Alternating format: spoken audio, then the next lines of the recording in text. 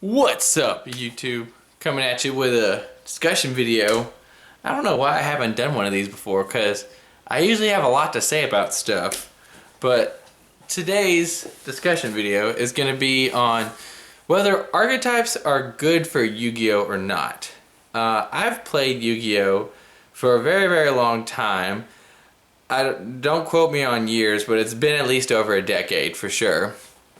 And I was at least around playing Yu-Gi-Oh when the first series was still going on in America. And so I remember Yu-Gi-Oh from kind of sort of how it was then to definitely how it is now. And I'm sure a lot of you know that when Yu-Gi-Oh kind of first started out, the main point of Yu-Gi-Oh was to take a bunch of these different cards, monster spells and traps, and combine them together to make a deck.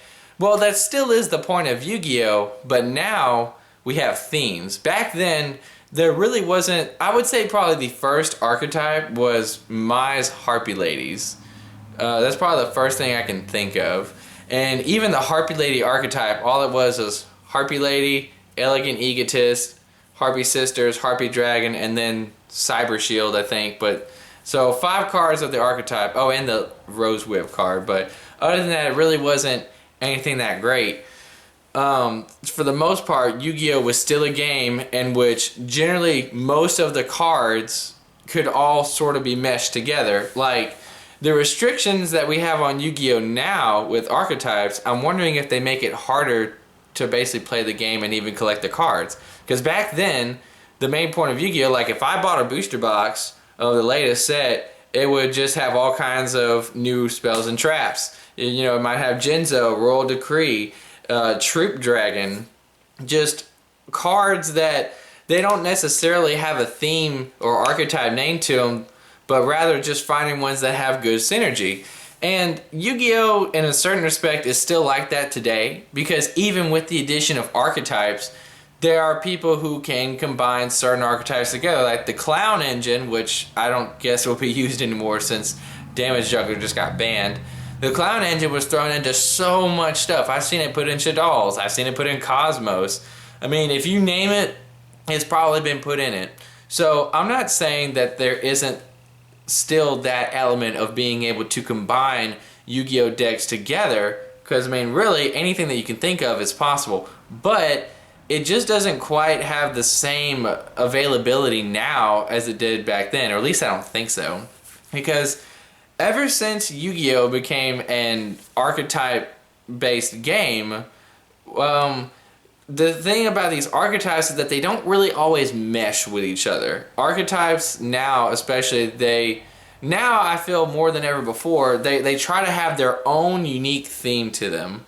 And this unique theme doesn't always mesh with with cards that aren't in the same archetype. You have some that can be thrown in, like I said, the Clown Blade, which are the kinds of decks that I prefer.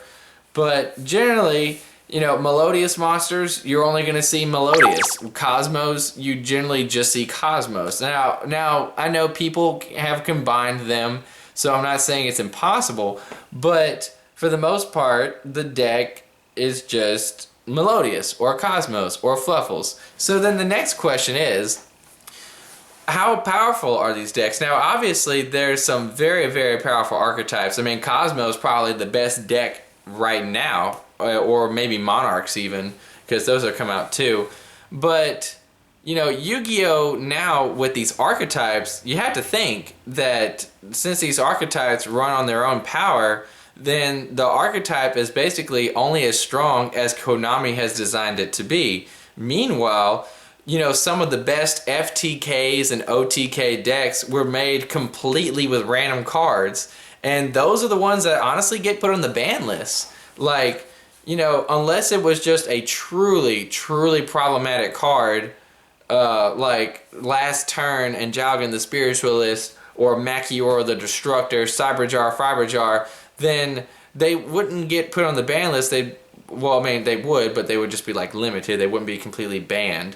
But now, these days, we don't get a lot of cards that offer generalized support, and whenever we do, those are the cards that are super, super high in price. I mean, of course, back then, they were expensive cards, too. Like, Crush Card Virus is one of the most expensive Yu-Gi-Oh cards of all time.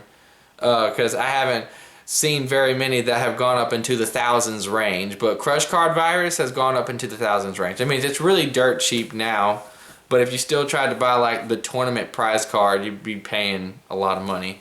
So, cards back then, there's always been money cards, regardless. But the money cards today, it's like, oh, the searcher of an archetype. If the searcher of an archetype is anything but a common, it's going to be worth probably the most. Like, Madolche Magellan. I pulled one in one of my videos. Madolche has been played in a long time, and yet the Madolche Magellan, even though it's only a super rare, which is, you know, it's not as hard to get as the Ultras and the Secrets, a super rare Madolche Magellan is still about $18. It probably hasn't had any reprints or anything, I don't know. But that's a lot of money. And I remember other cards, Cross Souls, okay, I didn't really like the set that much as a whole, but Cross Souls gave us a lot of really good generalized spell and trap card support. We got Galaxy Cyclone, we got Jar of Avarice, we got probably the best Floodgate trap card is Lose One Turn. Those were generalized support cards. Like, they didn't, you know, confine themselves to one archetype, where basically any deck that could run it properly could put it in there. And what happens? Those cards shoot up in price. So if Yu-Gi-Oh was back to being a game where it really was just a bunch of throw together decks and not so many themes, would these prices still be there? I'm sure some of them would, but would it be, you know, whenever it's not very often that we get cards like that are just amazing, like Galaxy Cyclone or Pot of Avarice, that can help benefit a lot of decks.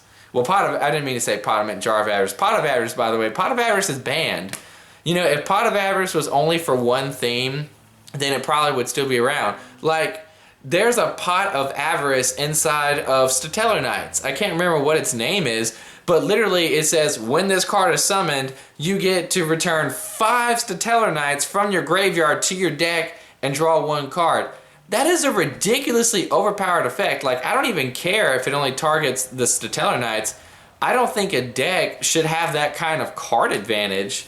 And that's the other thing with these archetypes.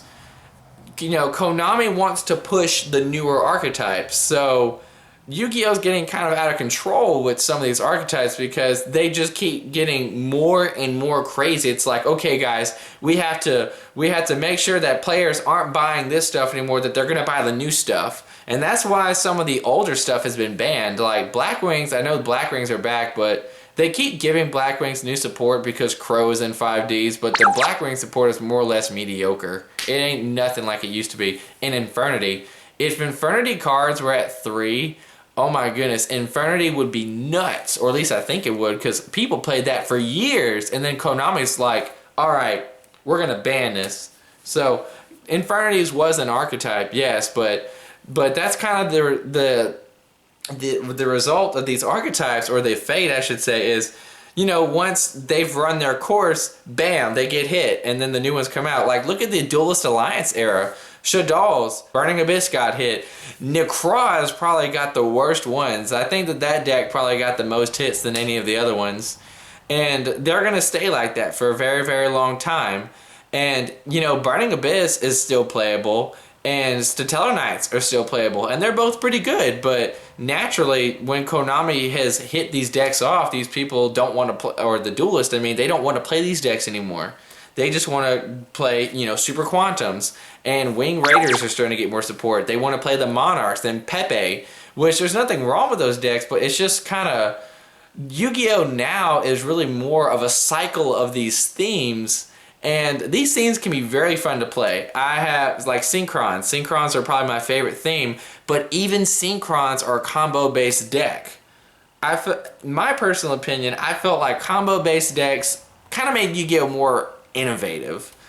Because, you know, I'm not saying that all archetypes are autopilot, because we probably won't have an archetype quite like Inzectors or Wind-Ups for a little while, because that was probably some of the most autopilot decks that I can think of.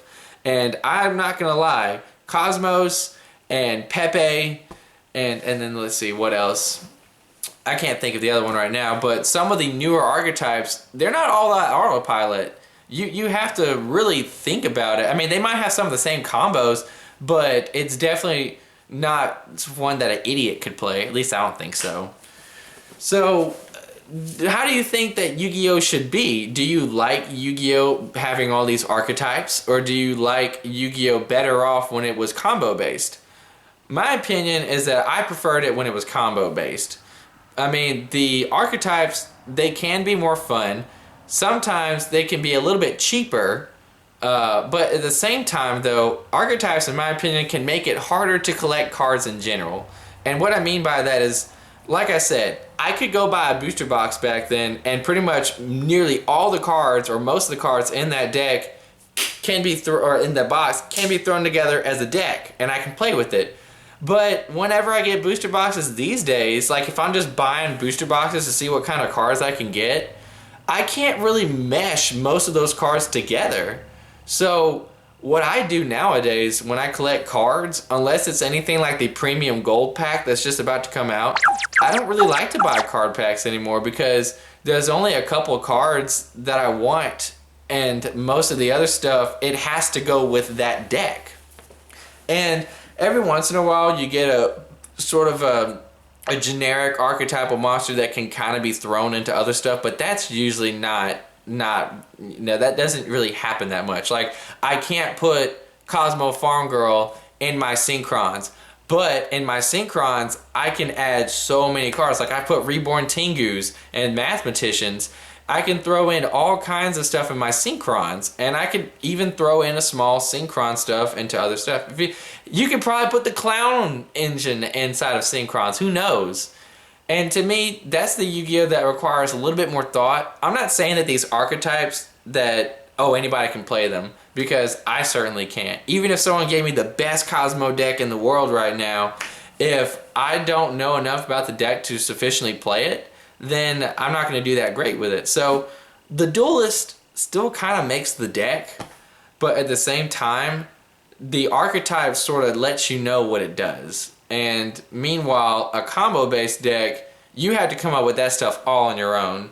Some of the most impressive decks in Yu-Gi-Oh history have all been combo-based, and those are the ones that I like. Now, you could probably say that Draco Pals and Pepe is pretty combo-based because I don't think Konami necessarily intentionally made it so that all these could combine together. So I do like that one. But some of these other decks that they have, I don't know. To me, I don't hate archetypes at all. I just feel like sometimes they make Yu-Gi-Oh hard. Even the premium gold pack, it's a lot of archetypes getting reprinted. So it's a good chance for people to step up their metagame, but I just have always enjoyed more generalized support. But since Yu-Gi-Oh is shifting in a direction where it's mainly just about the archetypes, and we really don't get that many general support cards like Jar of Avarice and Galaxy Cyclone, and whenever we do, they shoot up in price to be really sky high. It just, I don't know. It's just not the Yu-Gi-Oh that I enjoy. So this video is probably kind of long, and I did this not scripted, so sorry if I rambled a little bit. However, let me know what you think. Do you share any similar opinions as I do? Do you have a point that I completely just didn't even make at all? Do you disagree? Do you love archetypes in Yu-Gi-Oh? Because if there is one good thing I will say about archetypes, if you are trying to build a deck and you don't know what to build, Despots. Despots are some of the cheapest cards ever, and they are a fantastic deck. So in a way, archetypes do kind of help players out when they're not sure what to play. But at the same time, I just feel like, to me, I wish that we just had more of a half and half. Like, if we did have archetypes, but at the same time, we had lots of really good combo-based decks back in the meta. We might never see that again, though. So let me know what you guys think in the comment section below, and I will probably start doing a few more of these Yu-Gi-Oh discussion videos. Anyways, bye-bye.